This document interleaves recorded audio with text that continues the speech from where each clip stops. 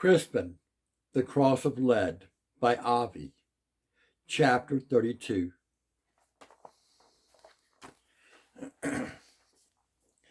Over the next 20 days, we sometimes followed roads, sometimes only paths. Now and again, we made our way through open fields and woods. Bear did not wish to go in any straightforward way. During that time, we performed in many villages.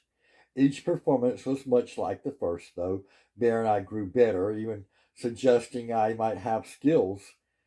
He continued to teach me more melodies, and once I juggled while I played. Once more, our pennies mounted. Never had I felt so free. Never had I felt such constant joy. Then one evening, Bear said, "Crispin, what do you know of arms?" His question startled me. "What do you mean?" "Weapons. The sword, the dagger, the bow." "Nothing. It's time you learned." "But why?" I said. "Since you're still a wolf's head, you might as well have some fangs. It could prove necessary." It was hard to know what upset me more, the weapon, the handling of it, the idea that I might need it, or that I was in such danger that I have no choice but to use it. But I did practice. At another point, when we were before our evening fire, he set about using needle and thread to mend the holes in his leggings.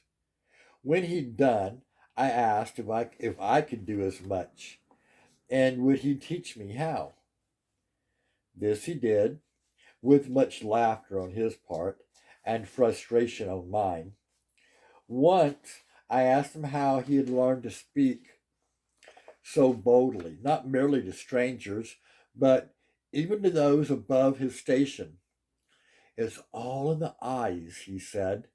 "What do you mean?" "In faith, Crispin, you have a servile look. When you first came upon me, you kept your eyes upon the ground as if that was where you belonged. Where should I look? I've heard it said that a man's soul may be observed behind the eyes.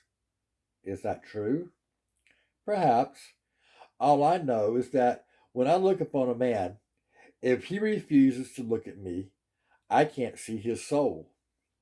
I'll consider him without and act accordingly. Therefore, you need to let people see what lies within you." "I don't know if I can." "You doubted you could make music, too."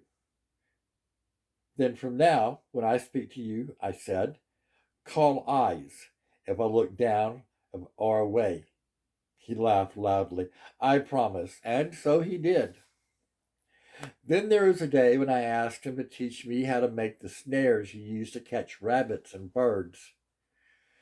"Do I not catch enough?" he asked. "The only reason you caught me in that abandoned village," I said, "was because I had no food. What if I'm alone again?" He looked at me curiously. "You're right," he said, with a rueful smile, and commenced to teach me that as well. At two places where we performed, we learned more of the search for me. Though we discovered nothing new, it meant they were still looking. One night, just before we lay back to sleep, Bear said, "Crispin, tomorrow we'll enter Great Wexley." "What will happen there?" I said.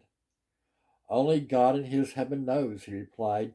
"But," he added, "if you pray tonight, Crispin, pray that the devil does not know first." That put me in mind of the images of the demons in the church at Lodgecott. "Bear," I asked, "what do you think the devil looks like?" "I suppose the devil has many faces, as there are sins. At the moment, however, I think of him as Lord Furnival." "Why him?" "So much of the land we've passed through, and the misery, belongs to him.